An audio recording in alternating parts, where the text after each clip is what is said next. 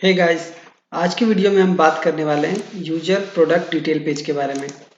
हमने previous video में बात करा था यूजर प्रोडक्ट पेज के बारे में, जहाँ पे कि मैंने आपको दिखाया था कि यूजर प्रोडक्ट का पेज कैसा शो करेगा। फिर हम यहाँ से क्लिक करने के बाद हम इनका डिटेल शो करेंगे और इनका डिटेल किस तरह से शो करना है वो मैं आपको आज की ट्यूटोरियल में दिखाने वाला हूँ। तो हम चलेंगे यूजर प्रोडक्ट डिटेल पेज में। तो यहाँ पे हमने सिंपल स्टेप में टोटल कितने स्टेप है मैं बता देता हूँ। स्टेप अप्रोक्स 7 स्टेप्स हैं, 3 4 5 6 7। तो 7 स्टेप में हम बताएंगे कि हमें प्रोडक्ट डिटेल पेज कैसे बनाना है। और यहाँ पे हमने ये ओवरव्यू दे के रखा है कि कैसा दिखेगा प्रीव्यू। ये इस तरह का दिखने वाला है जब हम अपने दिए हुए कोड को यूज़ करेंगे, जो कि यहाँ पे है। ठीक है, मैं इस पर क्लिक करके रिडायरेक्ट हो जाता हूँ ऊपर। तो स्टेप 1 में कह रहा है कि हमें क्रिएट करना है एक HTML पेज जिसका नाम होगा प्रोडक्ट डिटेल डॉट HTML। और ये कहाँ बनता है? टेम्पलेट्स फोल्डर में। और हमें उसका HTML कोड यहाँ से लिखना है। तो सबसे पहले हम क्रिएट कर लेते हैं प्रोडक्ट डिटेल डॉट HTML। तो हम चलेंगे पाइचार्म को ओपन करेंगे, यहाँ पे जाएंगे अपने एप्लीकेशन के अंदर जो हमने बनाया था ग्रोसरी ऐप के नाम से। यहाँ पे इसके अंदर जाएंगे टेम्पलेट्स के अंदर और यहाँ करेंगे क्रिएट न्यू फाइल। तो राइट क्लिक करके न्यू फाइल पे HTML फाइल, और यहाँ मैंने पेस्ट कर दिया प्रोडक्ट डिटेल डॉट HTML। ये फाइल का नाम रहेगा। इंटर किया। यहाँ पे जो पहले से बना हुआ फॉर्मेट आता है हम उसे रिमूव करेंगे। उसके बाद हम यहाँ से कोड को कॉपी करेंगे। फिर मैं आपको एक्सप्लेन करूँगा कि ये कोड किस तरह से हम शो कर रहे हैं, इसका आउटपुट कैसे आता है। तो ये मैंने पेस्ट कर दिया है। आप देखें यहाँ पे हमने टाइटल यूज़ किया है और यहाँ पे हमने एक नई चीज़ ली है कस्टम टैग्स। इसके बारे में हम बात करेंगे कि हम यहाँ पे कैसे क्यों यूज़ कर रहे हैं। वैसे ये यूज़ होता है रन टाइम वैल्यू को चेंज करने के लिए या तो कोई फंक्शंस को कॉल करने के लिए जो पाइथन का फंक्शन हो। ठीक है, अब यहाँ पे हमने हेड में क्या डाला? Product detail. तो जैसे ही हम पेज को लोड करेंगे, ये पेज लोड होगा ब्राउजर पे, तो उसके टाइटल में शो करेगा प्रोडक्ट डिटेल। उसके बाद हमने यहाँ पे एक्सटर्नल लिंक यूज़ करी है।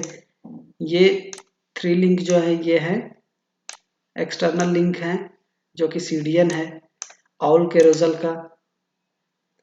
आप देख सकते हैं एक CSS का है, एक mean.css का है।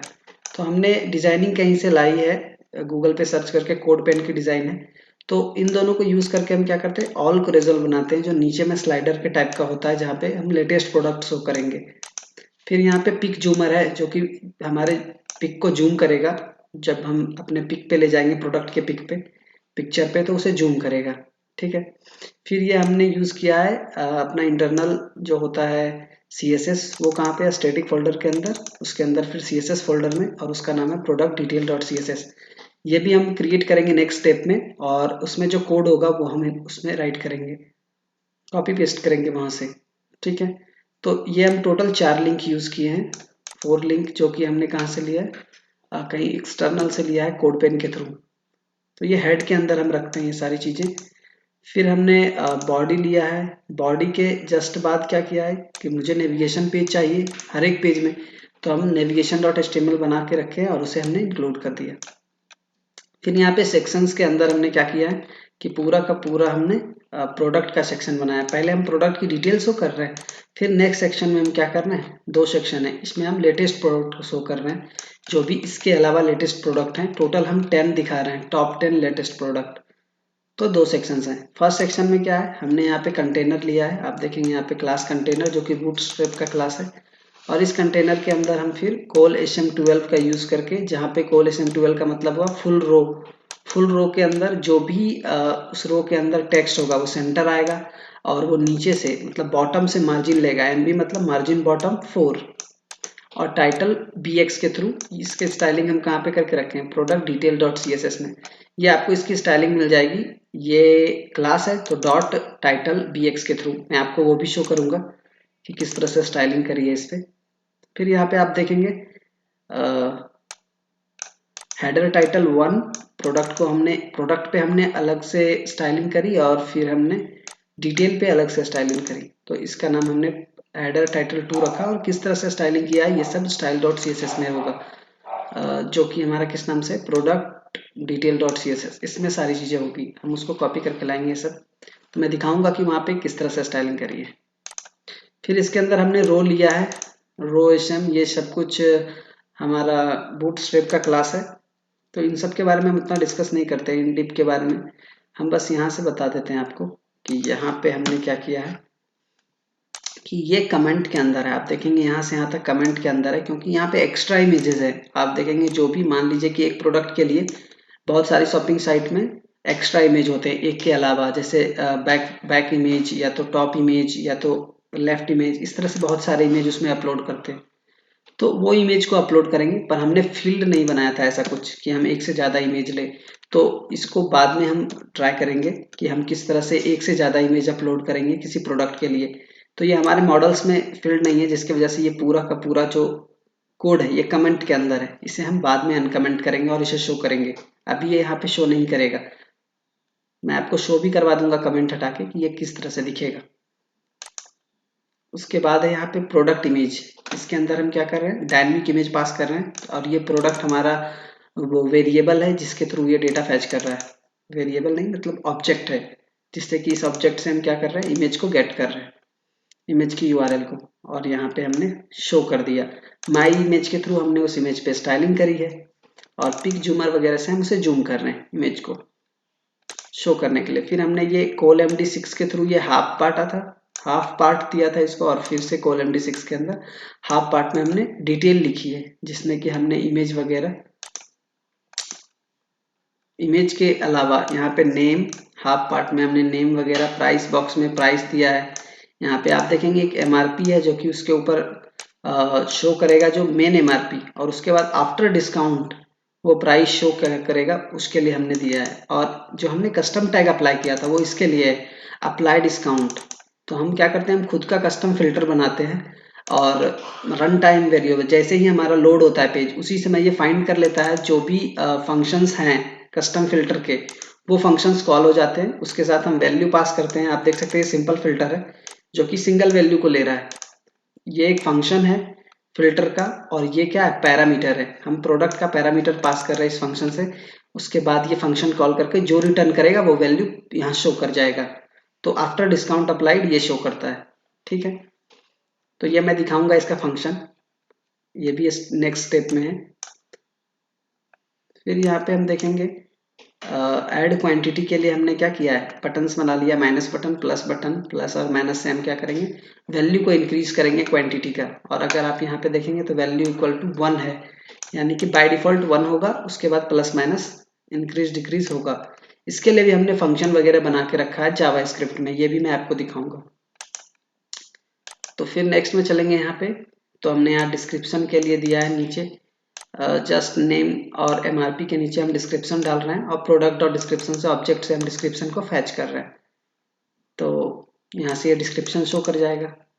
फिर यहाँ पे हमने फॉर्म एक्शन के थ्रू क्या करते हैं, जब भी ऐड टू कार्ट पे क्लिक करेगा तो हम डेटा को सबमिट करके वहाँ पे सेंड करेंगे। तो अभी ये वर्क नहीं करेगा, क्योंकि हम कार्ट का जब पेज बनाएंगे तो हम इस बटन के बारे में बताएंगे, बाय नाउ और ऐड टू कार्ट के बारे में। तो हम इसे स्किप करते हैं। उसके बाद नेक्स्ट सेक्शन में हमने क्या बनाया, नेक्स्ट सेक्शन का जो HR ये टाइटल है, ये है रिसेंट पोस्ट। हम यहाँ पे रिसेंट पोस्ट की जगह प्रोडक्ट लिख देते हैं, रिसेंट प्रोडक्ट। जो भी टॉप 10 प्रोडक्ट होंगे जो रिसेंटली अपलोड हुए वो यहाँ पे शो करेंगे। तो रिसेंट अपलोड में यहाँ पे मैं शो कर रहा हूँ, और यहाँ पे मैंने रो बनाया। फिर हमने एक कॉलम बनाया जो कि 12 पार्ट लिया, उसके अंदर हमने ऑल कोरेजल लगा दिए, और ऑल कोरेजल के अंदर आइटम बाय आइटम ये वो स्लाइडिंग करता है। तो हमारे पास जितने ज़्यादा प्रोडक्ट होंगे तो वो स्लाइड करेगा, ठीक है। तो ऑल कोरेजल का काम है, वो कैरोजल की तरह स्लाइड करवाता है आइटम को। फिर इसके अंदर हमने क्या किया है, इस आइटम में, ये पूरे आइटम में हम सिंगल आइटम पे लूप चला दिए। आप देखेंगे यहाँ से मैंने लेटेस्ट प्रोडक्ट नाम का एक ऑब्जेक्ट, ग्रुप ऑफ ऑब्जेक्ट हमने लाया वहाँ से व्यूज से, और यहाँ पे हमने उस पर लूप चला दिया, और एक एक करके सारा डेटा फैच कर लेगा। तो ये आई से हम क्या निकाल रहे हैं, इमेज शो करवाने के लिए। फिर आई से ही हम क्या कर रहे हैं, यहाँ पे नेम शो करवा रहे हैं, और यहाँ पे हमने HREF में नेम पे क्लिक करने पे यहाँ पे हम डिटेल पेज पे ले जाएंगे। अभी मैंने ये नहीं डाला, मैं डाल के दिखाऊंगा यहाँ पे डिटेल पेज के लिए लिंक, कि उस पर क्लिक करने पे भी डिटेल पेज पे आ जाए, और ये सेम प्रोडक्ट को शो करे डिटेल पेज पे। फिर यहाँ पे हम प्राइस दे रहे हैं, और फिर से यहाँ पे आप देखेंगे तो हमने प्रोडक्ट की ID और उस पर डिस्काउंट अप्लाइड दिखाया। पहले हमने मेन प्राइस दिखाया, फिर हमने अप्लाई डिस्काउंट दिखाया कि डिस्काउंट अप्लाई होने के बाद वो ऑफर प्राइस कितना आता है। फिर हमने एड टू कार्ट किया। एड टू कार्ट को अभी हमने वो क्लोज करके रखा है, वॉइड 0 करके रखा है, तो ये कहीं भी रिडायरेक्ट नहीं करेगा ये पेज कहीं पे भी। जब हम कार्ट का पेज बनाएंगे तो मैं आपको क्लिक करके शो करूंगा कि किस तरह से ये आउटपुट देगा। और यहाँ पे हमने जावास्क्रिप्ट की CDN यूज़ करी है, जिसमें कि एक ऑल के रिजल्ट की है और एक jQuery की CDN है जो कि जूम करने के काम में आएगा इमेज को। और हमने प्रोडक्ट डिटेल .js यूज़ किया है, जो कि उसमें कुछ फंक्शनलिटी होंगे लिखे हुए, जो कि प्लस माइनस बटन पे क्लिक करने पे वो इंक्रीज डिक्रीज कर रहा है। तो ये पूरा हो गया हमारा product detail HTML page. Next देखते हैं प्रोसेस में क्या बता रहा है। नेक्स्ट में क्रिएट करना है CSS और उसका नाम क्या होगा, प्रोडक्ट डिटेल .css। ये पेज क्रिएट करना है कहाँ, तो स्टैटिक फोल्डर में, फिर CSS फोल्डर, स्टैटिक के अंदर CSS फोल्डर में जाके आपको क्रिएट करना है ये। तो सबसे पहले हम ये क्रिएट कर लेते हैं। तो हम जाएंगे स्टैटिक फोल्डर में जो कि ऐप के अंदर होगा। मैं इसको क्लोज कर रहा हूँ और स्टैटिक फोल्डर को ओपन किया, इसके अंदर CSS को ओपन किया और यहाँ पे क्रिएट करेंगे न्यू फाइल। हमने फाइल पे क्लिक किया और पेस्ट कर दिया नाम जो मैंने कॉपी करके लाया था, प्रोडक्ट डिटेल .css, और एंटर कर दिया। और मैंने आपको दिखा दिया था कि हमने यहाँ पे लिंक किया था सबसे ऊपर इस पेज को, यहाँ CSS के अंदर प्रोडक्ट डिटेल .css। तो ये पेज ऑलरेडी लिंक किया हुआ है। हम यहाँ पे कोड को पेस्ट करेंगे CSS का इस तरह से। तो यहाँ पे पिक जूमर या तो कंटेनर, इन सब का CSS डिजाइन किया हुआ है।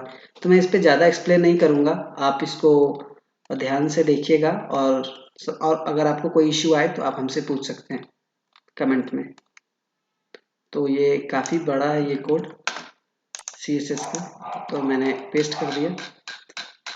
जो जितने भी क्लासेस वगैरह प्रोडक्ट डिटेल पेज पे अप्लाई हैं, पिक जूमर और भी बहुत कुछ हैं, पिक जूमर, जूम WP, ये सारी डिजाइनिंग जो है वो यहाँ से अप्लाई किया हुआ है। फिर सेक्शन BG की सेक्शन का बैकग्राउंड कलर क्या होगा, तो ये सारी चीज़ें यहाँ से अप्लाई की हुई है। आप इसको समझ सकते हैं, आप वहाँ से कॉपी करके आप भी अपने लिए पेस्ट कर सकते हैं CSS फोल्डर के अंदर, स्टैटिक फोल्डर के अंदर, CSS फोल्डर के अंदर। यहाँ पे हमने ये हेडर टाइटल के लिए किया था कि बैकग्राउंड यहाँ पे कलर दिया कुछ हेडर के लिए, टाइटल 1 के लिए डिफरेंट कलर और इसके लिए डिफरेंट कलर पास किया, और हमने फॉन्ट फैमिली वगैरह अप्लाई किया कलर वाइट किया, पैडिंग दिया थोड़ा सा डिजाइनिंग के लिए। तो ये सारी चीज़ें आप यहाँ से चेक कर सकते हैं प्रोडक्ट डिटेल .css में। तो ये हो गया। आप नेक्स्ट स्टेप में देखते हैं क्या है। नेक्स्ट स्टेप में है कि क्रिएट ए जावास्क्रिप्ट पेज। मैंने बताया था कि हमने जावास्क्रिप्ट पेज भी एक लिंक किया है, जो कि कहाँ पे होना चाहिए, तो स्टैटिक फोल्डर के अंदर JS फोल्डर में। तो ये भी चेक करेंगे हम, पर उसका नाम क्या होगा, प्रोडक्ट डिटेल .js। तो हम कॉपी कर लेंगे इसको, नेम को, और यहाँ पे क्रिएट करेंगे स्टैटिक फोल्डर के अंदर। तो हम ओपन करेंगे स्टैटिक फोल्डर को, इसमें JS फोल्डर को, और यहाँ पे न्यू फाइल क्रिएट करेंगे। और हमने जो नेम कॉपी करके लाया हमने पेस्ट कर दिया, प्रोडक्ट डिटेल .js। मैंने आपको ये भी दिखाया था कि हमने कहाँ लिंक किया। तो सबसे नीचे आप देखेंगे स्टैटिक फोल्डर के अंदर JS फोल्डर में प्रोडक्ट डिटेल .js। आप देखेंगे यहाँ पे नाम मिस्टेक हो गया है, नेम मिस्टेक, मैं इसे चेंज कर दूंगा, वैसे होना चाहिए प्रोडक्ट डिटेल .js। ठीक है, तो ये हमने यहाँ पे लिंक कर दिया है और हम सेव कर लेंगे और फिर चलेंगे नेक्स्ट स्टेप के लिए। 1 मिनट। हाँ, नेक्स्ट स्टेप के लिए अब हम क्या यहाँ से क्या करेंगे, JS को कॉपी करेंगे, JS कोड को, और सेम पेज पे हम कॉपी पेस्ट कर देंगे जो पेज को हमने अभी क्रिएट किया। तो यहाँ पे गए, प्रोडक्ट डिटेल .js पेस्ट कर दिया। तो यहाँ पे देखिए हमने क्या किया है, पिक झूमर का एक फंक्शन लिखा हुआ है, देख सकते हैं आप यहाँ पे। तो आप इसे देख के समझ सकते हैं, वैसे हम इस पर उतना डिस्कस नहीं करेंगे। पिक जूमर के लिए हमने कोड पेन के थ्रू एक्सेस किया था ये पिक को जूम करने के लिए। तो ये सारा कोड हमने उसके लिए एक्सेस किया, जूम करने के लिए, पिक को जूम करने के लिए। मैं आपको आउटपुट दिखाऊंगा। फिर है नेक्स्ट में, यहाँ पे है ये सारे पिक जूमर के लिए ही है।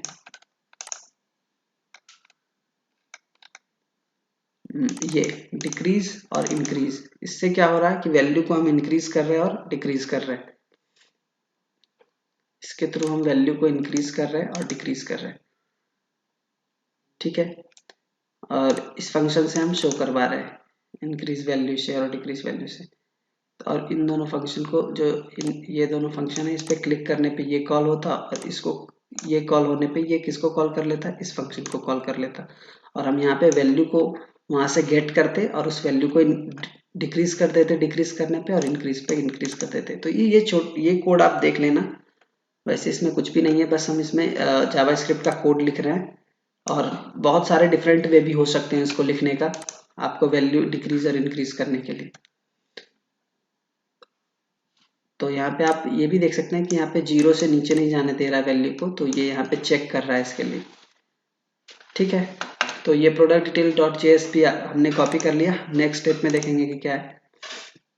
स्टेप 4 में है कि आपको कस्टम टैग बनाना है। ठीक है, और वो कहाँ बनाना है, टेम्पलेट टैग फोल्डर के अंदर। और ये कहाँ पे होगा, it should be in grocery folder. ये अपने एप्लीकेशन फोल्डर के अंदर होगा, टेम्पलेट्स टैग नाम से एक फोल्डर होगा, उसके अंदर हम बनाएंगे कस्टम टैग। ठीक है, तो हम क्या करेंगे, कस्टम टैग बनाएंगे अपने। ये गए ग्रोसरी ऐप एप्लीकेशन में, हमने राइट क्लिक किया और डायरेक्टरी पे गए, और यहाँ पे हम पेस्ट कर देंगे टेम्पलेट टैग्स। नेम सेम होना चाहिए, अगर नेम चेंज हुआ तो वो फिल्टर को एक्सेस नहीं कर पाएगा, कस्टम फिल्टर को, क्योंकि बाय डिफॉल्ट इसी का पाथ सेट रहता है settings.py में। तो आपको इस चीज़ का केयर करना होगा कि आप टेम्पलेट टैग का नाम चेंज ना होने दें। फिर उसके बाद क्या करना है, टेम्पलेट टैग बनाना है, और जो हमारा फाइल होगा उसके अंदर उसका नाम होगा custom_tags.py। ये फाइल, आप फाइल का नाम कुछ भी रख सकते हैं, जो फाइल का नेम रखेंगे उसी को बस लोड करना होता है हमें HTML पे, जहाँ पे मुझे एक्सेस करना है वो फिल्टर को। तो हम इसके अंदर जाएंगे, पाइथन फाइल बनाएंगे और हम पेस्ट कर देंगे custom_tags.py। तो ये इस तरह से हमारा पाइथन फाइल बन गया, कहाँ पे, तो टेम्पलेट टैग के अंदर। और ये हमारा किस काम में आएगा, टेम्पलेट और फिल्टर क्रिएट करने में, कस्टम फिल्टर, जो कि हमारे रन टाइम वैल्यू को एक्सेस करेगा और वो वहीं का वहीं चेंज कर देगा जो मुझे चाहिए होगा। तो हम यहाँ पे कॉपी करेंगे इसको और कस्टम टैग में पेस्ट कर देंगे। तो मैं यहाँ पे क्या, कस्टम टैग्स.py, और मैंने पेस्ट कर दिया। तो आप यहाँ पे देखेंगे फ्रॉम जेंगो इम्पोर्ट टेम्पलेट। हमने पहले क्या इम्पोर्ट किया, टेम्पलेट को इम्पोर्ट किया, क्योंकि मुझे अगर इस लाइब्रेरी को रजिस्टर करना है ताकि हमारा पूरा प्रोजेक्ट एक्सेस कर सके, तो उसके लिए मुझे टेम्पलेट को इंपोर्ट करना पड़ता, और टेम्पलेट की लाइब्रेरी जो होती है उसे हम रजिस्टर के अंदर रख देते, रजिस्टर एक वेरिएबल बना लेते, और इस रजिस्टर के थ्रू हम डिफरेंट डिफरेंट फिल्टर को यहाँ पे रजिस्टर करते। तो ये टेम्पलेट लाइब्रेरी में अगर हम चीज़ों को रजिस्टर करते हैं तो ही वो मुझे शो कर पाता है ग्लोबली, कहीं पे भी जहाँ पे भी हम इस फाइल का नाम लोड करेंगे, तो हम इन सारे फंक्शन को एक्सेस कर सकते हैं। तो ये हो गया, यहाँ पे हमने क्या किया है, ग्रोसरी ऐप के मॉडल्स को एक्सेस कर लिया है, ताकि जो भी मुझे नीड हो, जैसे कि मुझे प्रोडक्ट मॉडल एक्सेस करना है, तो हमने क्या किया, यहाँ पे स्टार दे दिया ताकि कोई भी मॉडल हम यूज कर सकते हैं। वैसे आप प्रोडक्ट दे सकते हैं सिंगल मॉडल भी। और ये रजिस्टर के लिए तो मैंने बता दिया कि ये टेम्पलेट लाइब्रेरी में रजिस्टर रख दिया एक वेरिएबल के अकॉर्डिंग। वैसे आप डायरेक्ट ये भी ले सकते थे, तो इसको यूज करना आसान हो जाता है रजिस्टर को। तो हमने किस तरह से अप्लाई डिस्काउंट को रजिस्टर किया, तो इसके ऊपर हमने क्या किया, ये एक @register डॉट फिल्टर करके लगा दिया, कंस्ट्रक्टर डाल दिया @register करके, और ये इस जो फंक्शन है इसको रजिस्टर कर लेता है। ठीक है, तो ये हो गया पूरा अप्लाई डिस्काउंट का फंक्शन किस तरह से रजिस्टर हुआ। फिर हम वहां से क्या वैल्यू पास कर रहे हैं, पैरामीटर। अगर आप जाके देखेंगे प्रोडक्ट डिटेल डॉट HTML में कि हमने कहाँ पे यूज किया ये अप्लाई डिस्काउंट, तो ये फंक्शन नेम है। अगर आप यहाँ पे देखिए कस्टम टैग में ये फंक्शन नेम है, इसको कि हमने रजिस्टर किया है अप्लाई डिस्काउंट, तो इसी फंक्शन को हम कॉल कर रहे हैं यहाँ पे। और मुझे अगर सिंगल पैरामीटर पास करना है तो हम इस तरह से करते हैं, और मल्टीपल पैरामीटर के लिए डिफरेंट वेज हैं। अगर हमें नीड होगा तो मैं उसको भी आपको दिखाऊंगा। वैसे आप चेक कर सकते हैं मल्टीपल पैरामीटर के लिए हम कैसे बनाएंगे। अभी सिंगल पैरामीटर के लिए हम क्या कर रहे हैं, ये और वाला ये यूज कर रहे हैं, जो लाइन है और लाइन। तो यहाँ से हम वैल्यू पास कर रहे हैं और ये वैल्यू यहाँ पे गेट हो जा रहा है PID के थ्रू।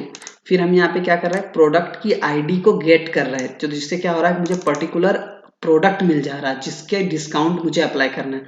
तो हमने क्या किया, प्रोडक्ट मिल गया डेटा में, ये ऑब्जेक्ट, इस ऑब्जेक्ट से हमने प्राइस निकाला, प्राइस को इंट में कन्वर्ट किया, और फिर हमने क्या किया कि हमने डिस्काउंट के लिए 100 में माइनस कर दिया जो भी डिस्काउंट परसेंटेज अप्लाइड करना है। तो ये आप थोड़ा कैलकुलेशन देख लेना, वैसे यहाँ पे कुछ भी नहीं है, आसान कैलकुलेशन है। बस हम यहाँ पे परसेंटेज अप्लाई किए हैं कि जो भी प्राइस है और हमने जो डिस्काउंट दिया है बस वो माइनस होके आ जाए।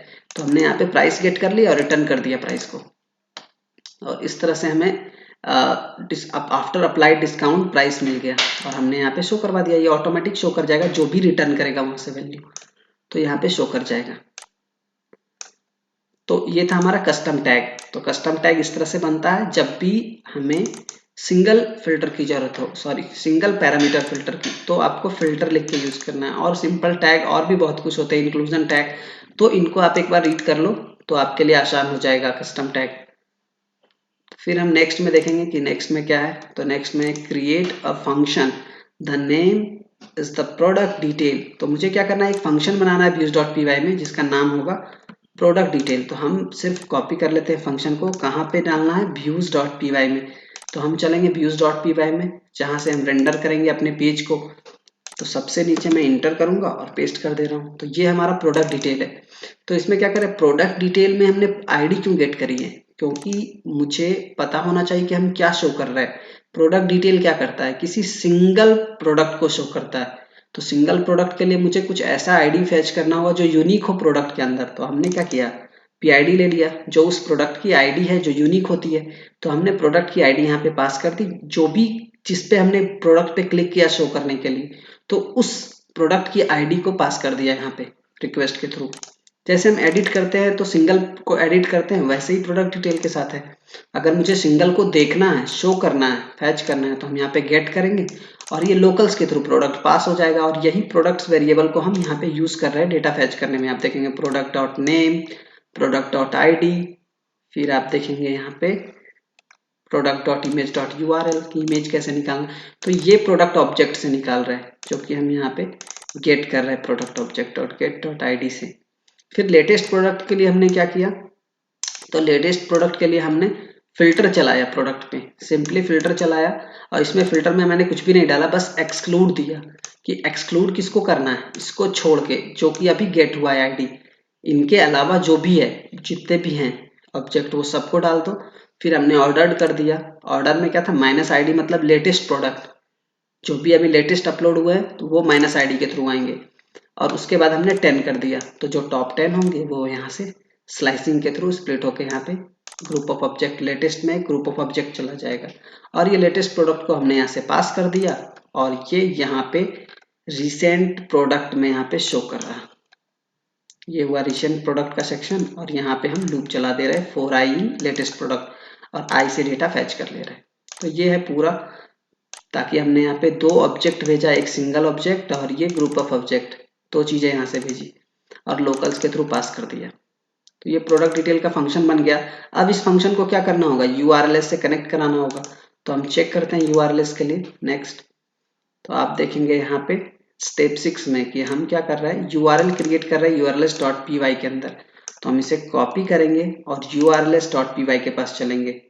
तो ये कहाँ पे होगा, हमारे प्रोजेक्ट वाले सेटिंग्स जहाँ पे रहता है। तो हम urls में जाएंगे, सबसे नीचे जाके सिर्फ पेस्ट कर देंगे।